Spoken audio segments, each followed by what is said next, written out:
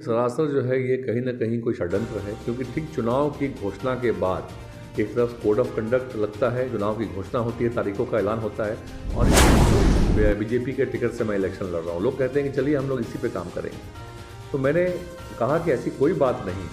तो लोगों ने कहा कि या जो आप लोग का जो इंडिया गठबंधन है, कौन कौन से प्रमुख नाम है जो कुछ आप बता सकते हैं कि जिन्होंने आपसे संपर्क किया और आपने राजनीतिक षड्यंत्र बोलिए या जो सेटिंग गेटिंग की पॉलिटिक्स होती है, मैं उससे अपने आप को अलग रखता हूँ। कहीं ना कहीं ये बातें आई होगी तो मेरे मानते हैं तो विरोधी सिर्फ ऑपोजिशन वाले नहीं होते हैं, अपने खुद के दल में भी ऐसे लोकतंत्र में विरोधी होते हैं। मैं इसको गलत भी नहीं मानता हूँ, लेकिन इस तरह की जोहार नमस्कार। मैं हूं रंजीत कुमार और मेरे साथ अजय नाथ सहदेव जी हैं। 2 दिनों से चर्चा है अजय जी की बीजेपी में शामिल आप हो रहे हैं कांग्रेस को छोड़कर, और अभी 18 अक्टूबर का दिन है और दोपहर के लगभग 12 बज रहे हैं। अभी आपकी क्या स्थिति है, क्या करने वाले हैं? देखिए, ये मुझे अभी भी करीब आधे घंटे पहले मुझे मेरे प्रभारी साहब ने, कांग्रेस पार्टी के जो प्रभारी हैं आदरणीय मीर साहब ने फ़ोन किया कि अभी सूचना मिली है कि आप बीजेपी ऑफिस जा रहे हैं। मैंने कहा कि सर मैं अभी तुरंत रातू से आ रहा हूँ और मैं मुड़मा जतरा क्षेत्र में गया था, गुरु बंधन तिग्गा जी से मैं मिल के आ रहा हूँ और अभी मैं अपने घर में बैठा हूँ पेपी कंपाउंड में। लेकिन इस तरह की सूचनाएं जो हैं पिछले आप देखेंगे 3-4 दिनों से ये लगातार चल रही हैं। जिन लोगों ने मुझे फ़ोन किया मैंने इसका खंडन भी किया कि नहीं, ऐसी कोई बात नहीं है, बट इसके बाद भी लगातार ये बातें आ रही हैं। काफ़ी बार कोई क्या कहते हैं, प्रतिष्ठित जो है रेस्पेक्टेबल भी पेपर्स ने या मीडिया ने इसको दिखाया और बट मैंने इसका खंडन भी किया। इसमें कोई सच्चाई नहीं है। अभी भी आप देख रहे हैं कि मैं कांग्रेस पार्टी में, कल राहुल जी आने वाले हैं 19 तारीख को, और राहुल जी आ रहे हैं, वो भले ही राजनीतिक कार्यक्रम में नहीं आ रहे हैं, वो आ रहे हैं आपको सामाजिक संगठनों से मिलने के लिए, जो सिविल सोसाइटी के लोग हैं उनसे मिलने के लिए। लेकिन उसमें भी मैं जब अभी गया था तो जो हमारे लोग वहाँ पर उनका सही स्वागत करेंगे, क्योंकि कोड ऑफ कंडक्ट लग चुका है तो स्वागत भी एक दायरे में होगा, तो हम लोग उसी की तैयारी कर रहे हैं। आप देख रहे हैं कि हमारे प्रभारी जी भी आए हुए हैं, मैं कल उनसे भी मिला और ऐसी कहीं कोई बात नहीं है। हाँ, ये बात ज़रूर है, मैं इस बातों को रखना चाहूँगा जो कि आपने इस बात को सवाल किया है कि आखिर ये बातें आई क्यों।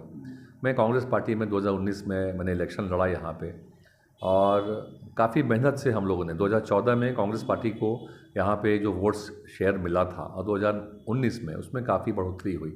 मैं नहीं कहता हूँ कि सिर्फ वो मेरे आने से हुई है, बट हम लोगों ने एक टीम वर्क के रूप में काम किया। इसमें अलग अलग समाज के लोगों को जोड़ा। यहाँ के जो सरना समाज के जो अगुवा थे, जो हमारी बहनें थी, उनको जोड़ने का काम किया। जो अल्पसंख्यक समुदाय के लोग जो काफ़ी बार सिर्फ वोट देने के लिए आया करते थे, बाद में संगठन में या आगे कार्यक्रमों में उनको मान सम्मान नहीं मिलता था, उनको मान सम्मान देने का काम किया और स्थानीय लोकल लीडर्स को ही आगे लाया।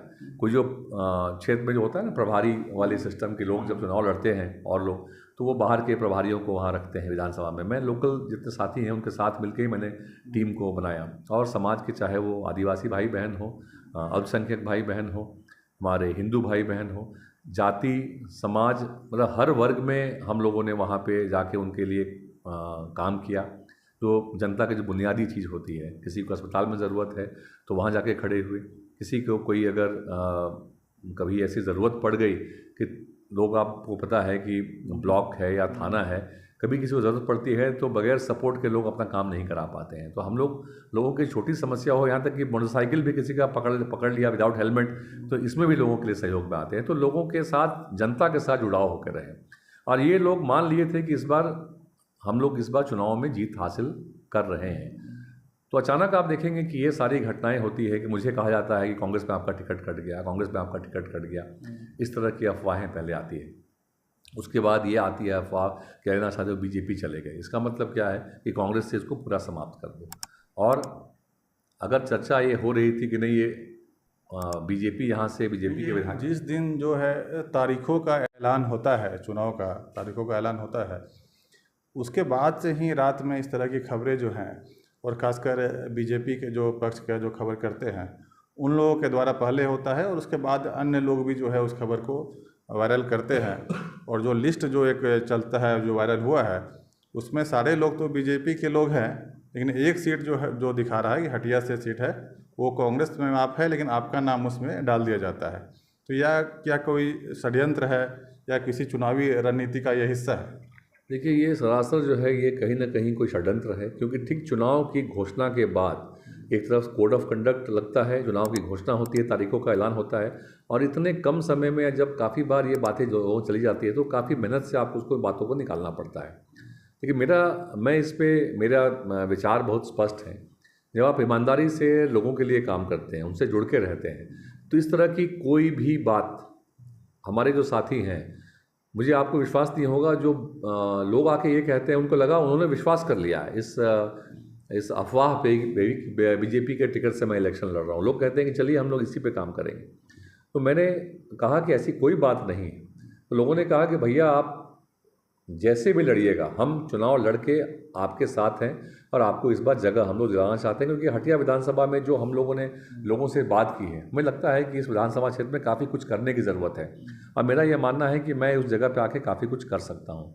तो मुझे पूरा विश्वास है कि इस बार जो यहाँ हटिया की जनता जो है इन अफवाहों में नहीं आएगी, इस तरह की बेबुनियाद बातों पे विश्वास नहीं करेगी, और हटिया विधानसभा में इस बार बदलाव होगा। और 13 तारीख को लोग अपने भाई को, अपने बेटे के रूप में जिसको देखते हैं, अजय नाथ शाहदेव को, उसको इस विधानसभा में लेके आएंगे। इससे जो प्रकरण हुआ, इसके दौरान जो है कांग्रेस के या जो आप लोग का जो इंडिया गठबंधन है, कौन कौन से प्रमुख नाम है जो कुछ आप बता सकते हैं कि जिन्होंने आपसे संपर्क किया और आपने उनसे बातें की? देखिए, कोई ऐसा नाम मैं नहीं कहूँगा, लेकिन क्योंकि ऑन कैमरा समझ लीजिए किसी का भी इस तरह से, क्योंकि मैं बाकियों से मैं अपने आप को अलग मानता हूँ, मैं सीधे रास्ते पे चलने वाला व्यक्ति हूँ, मुझे जनता से सरोकार है। बाकी जो राजनीतिक षड्यंत्र बोलिए या जो सेटिंग गेटिंग की पॉलिटिक्स होती है, मैं उससे अपने आप को अलग रखता हूँ। कहीं ना कहीं ये बातें आई होगी तो मेरे कार्य को देख के अगर किसी दल में ये चर्चा होती है कि इस व्यक्ति को ले आओ, ये व्यक्ति अच्छा है, हमें हरा सकता है, तो ये बात तो लोगों को वहाँ पूछनी चाहिए। इसको लेके जब तक अजय नाथ शाहदेव अगर कांग्रेस पार्टी में है, अजय नाथ शाहदेव कहीं नहीं गया है, तो उसके बाद इस तरह की खबरों को चलाना कि अजय नाथ शाहदेव चले गए, लिस्ट को जारी करना, लोगों को मुझसे पूछना चाहिए था। मैं कहीं ना कहीं इस बात से आहत हूँ कि लोगों ने मुझसे कन्फर्मेशन के बगैर इस तरह की खबरों को आगे चलाया।